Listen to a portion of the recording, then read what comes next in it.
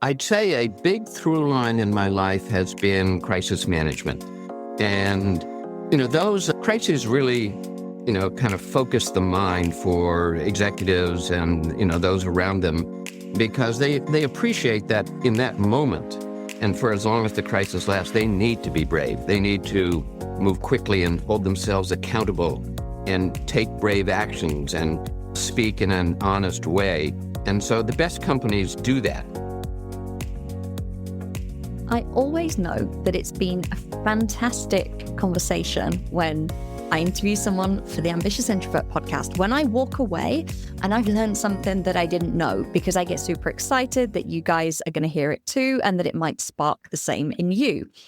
However, in the case of this week's guest, the wonderful Jim Moorhead, it wasn't really about learning something I didn't know, but it was the way he described the concept of bravery that made me question my own definition of the word and how I've been using it for the last 45 years.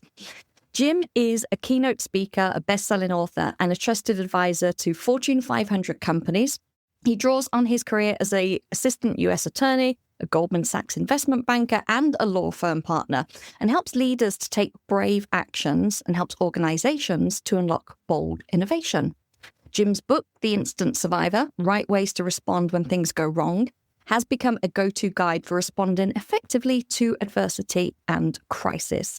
And in this conversation, we talk about what bravery actually is, which, hands up, is completely different to the way I have been looking at it, ways everyone can cultivate bravery, how bravery exists in organizations and what happens when it doesn't, the misconceptions about bravery, which was a huge one for me and I know will be for so many people, and Jim's own personal bravery practices and how he literally walks his talk.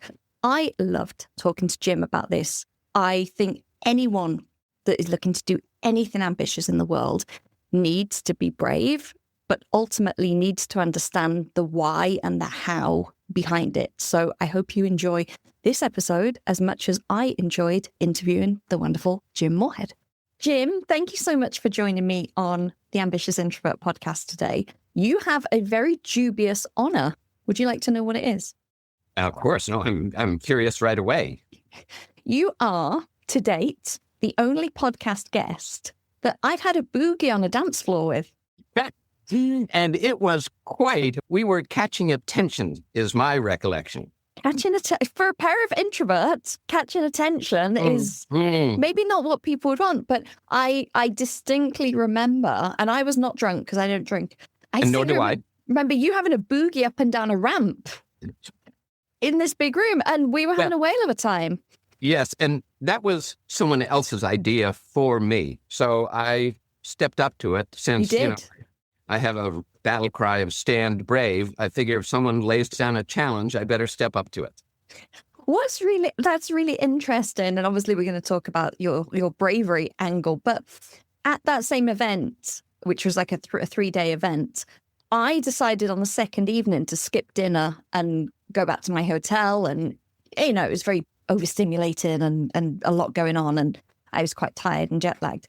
And someone said to me, don't do that because you're missing out. You're wasting being here. And I had to say, you know what? I have a brand that's all about owning and managing our energy. Yes. So actually, I have to do what's the right thing and take myself off when I feel I need to recharge. And he went, yeah, that's a fair point. And then the next day I felt marvelous after eating, room service in bed and going to sleep at 8:00. It was great. Sure. Well, no, I'm like you, a huge fan of self-care, because we're really the only ones who will look out for ourselves and know when, as you're suggesting, you needed to recharge and that was the right thing for you. And then it also means you can, as you said, be better the next day on your game. And that's something for me, and I know a lot of my clients, that we really have to be cognizant of is what's coming up. It's not so much like, how do I feel right now in this moment? But I have to look at kind of a week ahead in my calendar and be like, what's coming up? And at that event, the next day was a day of a lot of learning, and it was a long day. And I was like, I want to be on my game for this. I don't want to be tired. hmm Yeah, no, I love that. And I love also that something I've started to do, as you described, is look ahead to the next week and start to think about, okay, what's coming up and who are the people I'll be meeting with and talking to, and how can I connect with them, and how can I, as you said, be putting my best foot forward for them with the right energy. Oh, 100%. I love that. And thank you for being here in my energy today. Oh, no, I'm so pleased. So we are going to talk bravery, which is a very interesting topic to my audience. And ironically, I recorded another podcast interview earlier today with a psychologist, and we ended up talking a little bit about bravery. So I think it's very timely that it's come up again. But first of all, so we can connect the dots and see where you get your wonderful expertise from, tell us a little bit about the work you did previously, and particularly the kind of crisis management and crisis awareness work. Sure. So I think that I came to bravery first from my experience as a federal prosecutor.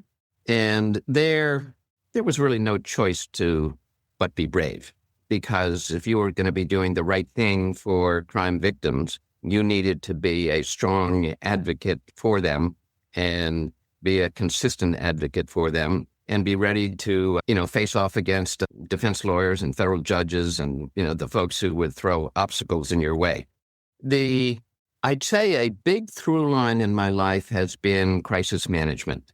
And, those crises really, kind of focus the mind for executives and, those around them, because they appreciate that in that moment, and for as long as the crisis lasts, they need to be brave. They need to move quickly and hold themselves accountable and take brave actions and speak in an honest way.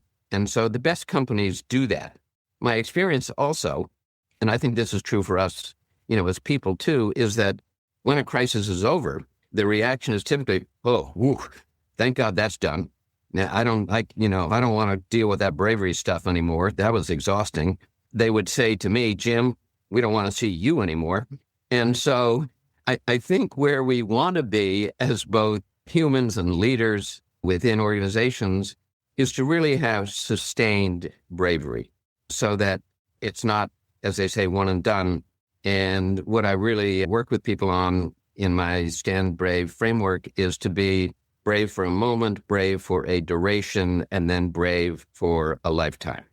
The one other thing I'd mention, Emma-Louise, is that I wrote a book called The Instant Survivor, Right Ways to Respond When Things Go Wrong. And I really was able to interview successful people about their own experiences in overcoming personal and professional challenges. And they did it by being brave. I love it. I have so many questions that I can ask you. I was pondering this before we recorded today, because it's afternoon here. And every time I'm recording with a guest, I always read their bio and look through their website and for a few days before and, kind of let it all percolate in my brain. And one of the things that I was reminded of as I was preparing for this is when I left my job to take my business full time, someone said to me, "Oh, that's really brave."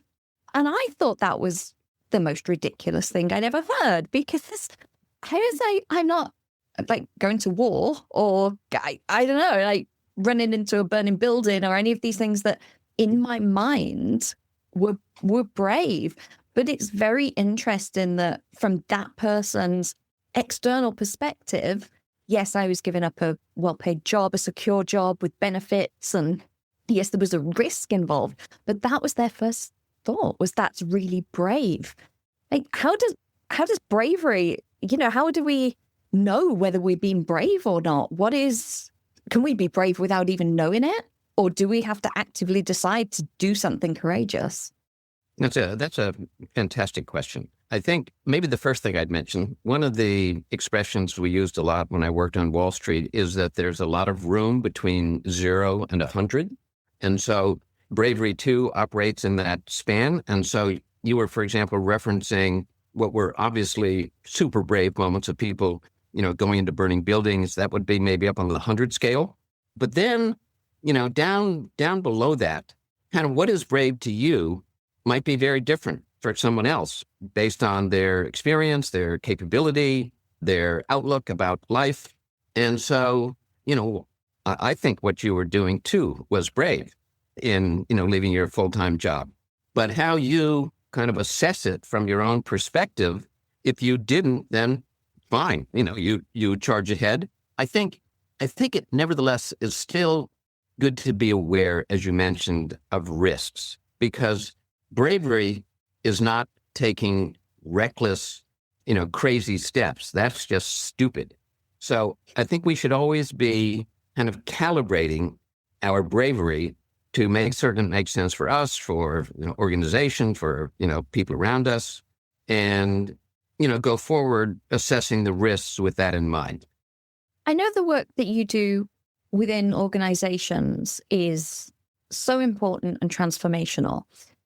Can you give us an example of when leaders adopt a brave attitude, when they step into being able to show up in that bravery? What is the impact that it has? Like, what is the ripple effect with their teams, with their self-confidence, all of these things? Yeah, so I think from a young age, we admire bravery. And we don't necessarily define it, but we kind of know it when we see it and experience it. And I don't think we ever lose that admiration. In fact, I think sometimes that we don't talk about bravery because we make it, kind of a either yes or no type of binary thinking, which is, if I'm not brave, that means I'm a coward and a wimp. So kind of don't talk to me about bravery. But because it is such a valued trait and attribute, when leaders do step into situations, and I define bravery as taking positive action in the face of fear, uncertainty, and change, and that's the world we live in. And so when they do that, then their teams know it, and they spot it, and they admire it. And the effect of doing it is not only to inspire everyone around them, but also, as I think you suggested, Emma-Louise, to inspire them to take more brave action and to help others be brave. And if you do that as a leader, you've taken a giant step forward in creating the growth and innovation that you're looking for. I have a long-term private client who's a wonderful person, and she uses the word brave quite a lot. And this is why I asked, because as she pushes gently outside of her comfort zone on a regular basis, she will say, I took a small brave action. And I have seen over the years of coaching her, the impact that has had, the compound effect of how those small brave actions have added up to an identity of being brave and the confidence in being able to take bigger actions. Yes, and actually, that's exactly my experience. And it's also the experience of, people who kind of live in a brave world. So Buzz Aldrin, who was one of our astronauts, says that bravery is the gradual accumulation of discipline. And he's really, the wonderful meaning of that, I think, is that, number one, everyone can be brave. And number two, that it is a learned skill. And number three, as you suggest, that by being brave, as your client has started to do repeatedly, they get more comfortable with it, they get better at it, and it really, becomes kind of woven into the fabric of who they are. What is something that you hear about bravery that you go, oh, no, you've got it all wrong? I mean, something you touched on there was this idea of like black and white thinking, which I can fall into sometimes of, no, that wasn't brave. And, you're saying, oh, there's a spectrum. So maybe it was like, 78 brave rather than 100 brave. But what kind of misconceptions do you come across before people truly understand the depth of the work that you do? Well, I think, and I might call them kind of myths about bravery. Some people think that brave people are born brave. And as we just talked about, that's not true. People choose to take brave actions despite their fear. The second thing, people will kind of, make excuses for their own inaction. They'll, say things like, you have to be special to be brave, or I'm not brave because my fear of being brave is special. And, that's generally not true. I think the other thing people think is that they can tap bravery when they need it, even if they haven't practiced it. And there's a great expression from a Navy SEAL, which is, when something, demands your bravery, you don't rise to the level of the occasion, you fall to the level of your training. And that's true for us as far as our bravery goes. You have to build the bedrock of bravery and understanding it and practicing it. It's not a spectator sport. You actually have to get in the pool and do it. You don't have to start in the deep end. You can start in the shallow end with some small steps and build up. And then I think the other kind of overarching thing is I think some people feel within organizations that bravery is optional, but it's not. The companies that outperform have an enterprising culture that's open and honest and invites, change and innovation and reinvention. And the way they achieve that is through shared bravery. So bravery is a company culture. Well, yes, bravery, I would say that you want an enterprising culture in the way I described it, but the way you achieve that is by being brave. You have the honest conversations. You point out a problem when, on a project. You suggest a better way to do something. You are, encouraged to be innovative and fail, and to be embraced when you do fail. So that kind of culture invites and inspires and encourages brave action. So I'm imagining that I'm an employee, which is a long time in the past, but that in this type of culture, I could go to someone and say, hey, I've got this idea that I think could make things better. Or I could say, hey, I don't think we're doing this very well, and I think we maybe need to change things.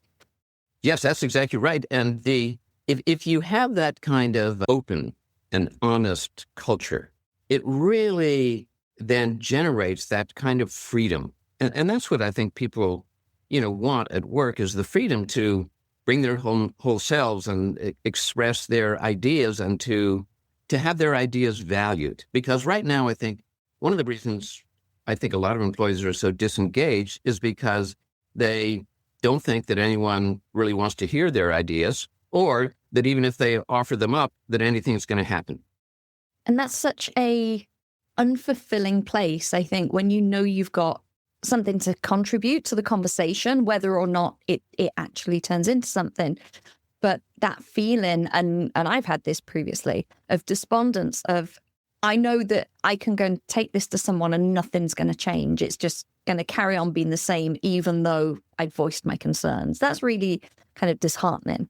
Yes, that's right. So there's that disheartening aspect, and I love that word you used. And then there's also, we know, a high percentage of disengaged employees. And I think the beauty of encouraging bravery is that when you're brave, you're not bored, because you are challenging yourself to take uncomfortable actions, to act in the face of fear, to have conversations that you might try and avoid, to put your hand in the air when you spot a problem, to do things which might make you uncomfortable. But that will be a much more kind of riveting experience at work than being disengaged. And of course, I love your point. There's risk to putting your hand in the air if you don't have a receptive culture or leader, of your team, or if you as a leader, are lonely and trying to be brave as a solitary figure.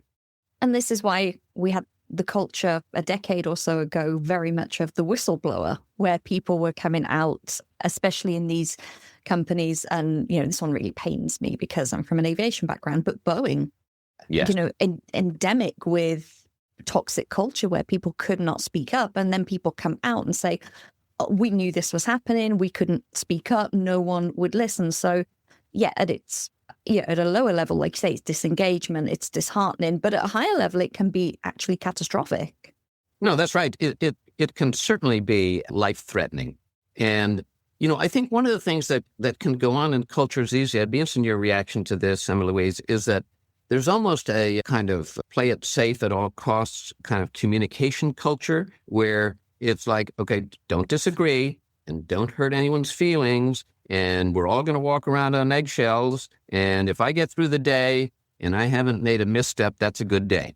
Well, that's not going to be the kind of culture that's going to be leading edge that will, outperform its competitors, right? That's the go into a defensive crouch.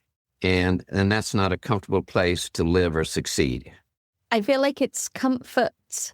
You're sacrificing that innovation, that potential growth, that amazingness for day to day. Oh, this feels nice and everyone's happy and, there's no conflict type thing. That's right. But that by living in that space, there's not any growth. Funnily enough, I put an email out this week to my email list saying one of the things about the people that coach with me is they want to be critiqued.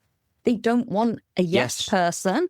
They want, and quite often, they're very high performers. They don't come to me and say, tell me what to do. They know what they want to do, but they'll say, hey, can I get a sense check on this? What am I missing? Could this be better? Tell me if I'm wrong. And they want someone to actively say, have you thought about this? I'm not sure if that's a good idea because of this. They want to be critiqued. They want to be told that they maybe missed something before they go ahead and take action. I love that. And you're right. And I think the better companies, and we know, try to create a culture of instant feedback and then more regular feedback, because the annual reviews occur when too much has happened, too much has gone by. There isn't that in the present moment. And I think, going back to the niceness point, tend to mask issues that may exist. And that, I think, only contributes to that disheartening feeling that people have, which is not only am I not listened to, but no one really cares about me because they're not giving me the feedback that would help advance my career, improve my work on projects, fine-tune my skills. That's something that they shifted in air traffic when I was still there. We used to do an annual check on your license. So someone would assess you. They would be kind of monitoring your competency throughout the year, but it was one big annual check, one big sign off, one chat, is everything okay? You've been still enjoying the job and all of that. And they moved it now to more quarterly reporting and an onus on the competency examiners to actually be submitting things quite regularly, whether someone's done something good or bad. So before you only got spoken to if you'd done something bad. But they've changed that because they're like, actually, if someone deals with an emergency really well, or if it's a really bad weather day and, they pull together and they work well as a team, we want all of that documented throughout the year, not just wait, because it could be, like you say, 364 days later, and that's a distant memory. Right. One thing I'd just like to bring up about bravery is that I think people listening might think, well, okay, I get this about being brave, but the first thing that might be on their mind is, why do I want to be brave? And that is such an important question. And that really the answer to that question supplies the motivation to be brave.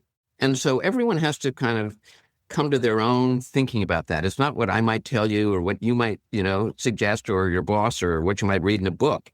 It's what you want for yourself and who you want to be in the world and how you want to be seen and how you want to be, thought about by the people around you and, throughout the company or organization. So that's kind of fundamental for people to get to, is the why question about bravery. But another important thing is I'm sure people might also be thinking, well, okay, I hear this about being brave, but it still sounds pretty risky. And there was a study done by a couple of Harvard professors who determined that we have a natural bias to overestimate risks, and that leads to inaction. And so we just have to be kind of aware of that as people, that we have that kind of bias to overinflate, potential problems with our action. Yes, there are risks, but don't put an extra amount of helium in them to really blow them up to be big balloons. Yeah, we can be very disproportionate in thinking about what could go wrong. That's right. Something that you said earlier that I really want to come back to, which kind of ties in with what I shared about my client. You said that people think that they can rise to the level of bravery that's needed when there's a crisis or something goes wrong, but actually they're going to fall to the level of their practice and their experience. That's right. So someone listening that's like, I do want to do something that requires some bravery, whether it's leaving a job or running into a burning building or jumping out of an airplane, that requires it. What actual tangible steps can they take to start to practice and to start to cultivate that? Well, I like what you said earlier, which is, starting slowly, for example, at work. And you don't need to take a giant leap off the diving board. You can kind of start with small steps, getting into the shallow end of the pool. And things like that would be to, maybe you spot a coworker who's having what looks like a challenging day, and you could offer help. Maybe you're having a challenging day and you might ask for help.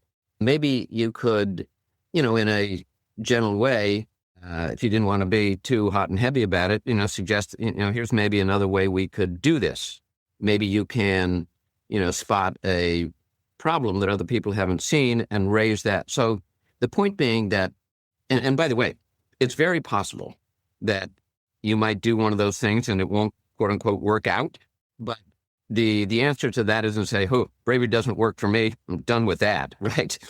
It's to, stay with it and also just, kind of start to listen to your body about how you react to, we all have fear. That's not, something to be ashamed about. That's not unusual. We live with fear. And so it's really a matter of practicing, recognizing that fear, taking action in the face of that fear. But it's best to, start small, but keep doing it, because then it can be woven into your fabric so that you are looking for opportunities to be brave and you feel comfortable doing it and you feel comfortable assessing the kind of plus minus of when to be brave and how to be brave. I love that you said. Does that make sense? Totally. I love what you said. Almost like, I tried being brave once and it didn't work. Yeah. Not doing that again. I'm done with that bravery. I'm done with that. My brave days are over. But I know what I have seen, looking back in my own journey, even though things didn't necessarily feel brave at the time. And, also that client I mentioned and other people who maybe haven't used the word. But what I have seen is when they've taken that action that feels uncomfortable, that pushes them a little bit outside of their comfort zone, when they've spoken up and said something that they know needs saying, even though they know it's kind of going against the grain, whatever happened afterwards, they felt better for it. And they felt almost a sense of pride or a sense of integrity, like I did the right thing. That's right. No, it is very self-affirming. And it's also magnetic because, as we talked about earlier, when colleagues do brave things, it can reassure them about their own bravery. It can inspire them to do brave things.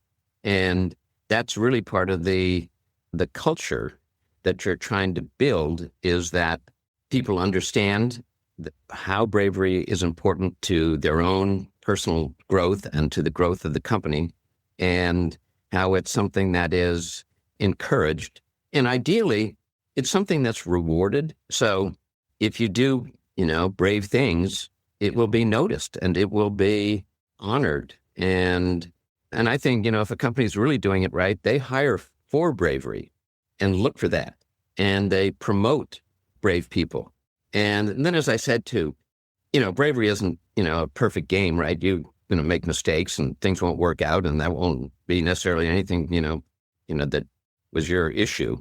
But you want to embrace failure and have people feel they can, make a poor dive off the board, and that's no problem. You can get back on the board again. It's all fine. You shared very graciously that you were challenged to dance up the ramp. And as someone who has bravery as their message, you have to walk your talk. What other ways do you ensure that you can keep cultivating bravery in your own life and in your own business? Well, one of the things I do, which helps, is to talk about bravery, because it's not a topic, as we talked about, that people generally do, right? They don't wake up thinking, watch me, I'm going to be brave today, and talk to people around them and say, just check me out, by 2:00, I'll have done something brave. So I find that talking about it helps keep it, top of mind and kind of in my body. I'm also always on the lookout around me for people doing brave things. So I treasure them. And it could be whistleblowers, as you mentioned earlier. It could be some, leader doing a brave thing. It could be, someone, as we talked about, kind of rushing into a burning car to pull a stranger out. But I try to learn from and absorb the bravery that's occurring around me. And they are our brothers and sisters in bravery, and I let them inspire me. Oh, I love that so much. It's like you're being expanded by seeing other people's bravery. It's like a bravery radar. You're looking out for it. That's right. That's right. And I consider kind of a bravery surround sound, so that I'm hearing it and I'm seeing it and I'm, internalizing it and embracing it. I love it. Jim, thank you so much for sharing all of your wisdom and experience on bravery. I'm going to pop all of your links to your website, your book, etc. in the show notes. So anyone that wants to connect with you and learn more about that can do so there. But before we wrap up, I would love to know from you, we touched on self-care briefly, but what is one kind of practice or non-negotiable for you in your life that makes you better able to perform? Well, I would say it's music. And it's music of all types: classical, pop, country, rock and roll. And I tap into them kind of at different times for different reasons, depending on what I feel I need. But the music can, for me, produce so many feelings that I want of calm and beauty and joy and honesty and vulnerability, just the kind of full range of human emotions that we feel and sometimes are experiencing, sometimes, aspire to. So that's really my go-to. That's a wonderful one. Thank you so much for sharing. And thank you for coming on the Ambitious Introvert. And I hope that we get to connect again in December and have another dance, if that's possible. Oh no, that's mandatory. That's mandatory. Okay. We had so much fun the last time. We're doing it again. Thank you so much, Jim. Oh, it's fantastic to talk with you, and I really, really enjoyed it so much. Thank you for tuning into this week's episode. I hope that you're feeling expanded to what's possible for you, motivated to take action, and inspired about how you can start to own your energy. I share even more tools and resources on my Introverts Only email newsletter. By signing up, you not only get early access to the Ambitious Introvert products and services, but you also get brand new podcast episodes delivered straight to your inbox every Monday, meaning you'll never miss your weekly dose of introvert-friendly inspiration. Sign up now at theambitiousintrovert.com/newsletter or click the link in the show notes. See you next week.